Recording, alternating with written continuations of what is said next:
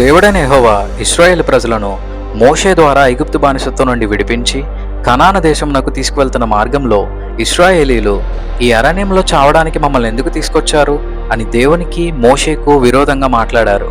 ఆ మాటలు విన్న యెహోవా కోపపడి తాపకరమైన సర్పాలను అనగా విషంతో మంట పుట్టించే ప్రాణాంతకమైన పాములను ప్రజల్లోనికి పంపారు.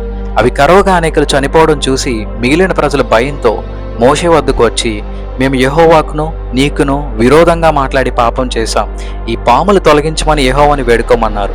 మోషే ప్రార్థన చేయగా యెహోవా ఇలా అన్నారు, వారిని కాటు వేసిన సర్పం లాంటి ఒక ఇత్తడి సర్పాన్ని చేసి ఒక స్తంభం మీద పెట్టించు, దానిని చూస్తే బ్రతుకుతారు అని చెప్పినప్పుడు మోషే అలా చేయగా సర్పకాటు వేయబడిన ప్రతివాడు ఆ ఇత్తడి సర్పాన్ని చూసి బ్రతికెను అని వ్రాయబడి ఉన్నది.